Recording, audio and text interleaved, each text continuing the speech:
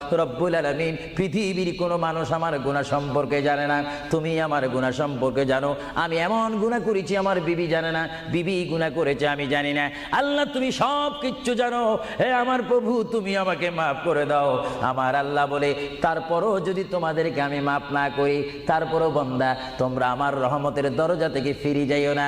আমি তোমাদেরকে হুকুম দিচ্ছি, ওয়ালাউ আন্নাহুম ইয যালামু আনফুসাহুম জাউকা, বান্দারে যদি গুনাহ করে ফেলো আমার রহমত থেকে মুখ ফিরিয়ে তুমি চলে যাইও না। বান্দা, আকাশ পরিমাণ যদি গুনাহ করো, পাতাল পরিমাণ যদি গুনাহ করো, সাগরের পানি পরিমাণ যদি গুনাহ করো, পাহাড় তুলনায় যদি তুমি গুনাহ করো, আমার দরবার থেকে তুমি নিরাশ হইও না। বান্দা, আমি তোমাকে একটি রাস্তা বাতাই দিচ্ছি, একটি পথ তোমাকে আমি দেখাই দিচ্ছি। সেই পথটি কোন পথ তোমরা জানো? ওয়ালাউ আন্নাহুম ইয যালামু আনফুসাহুম জাউকা, বান্দারে যখন তোমরা বরবাদ হয়ে যাবে তখন তোমাদেরকে একটা পথ আমি তোমাদেরকে দেখাই দিলাম। সেই পথটির নাম হচ্ছে আমার রাসূলের মদিনা। জোরে বলেন সুবহানাল্লাহ।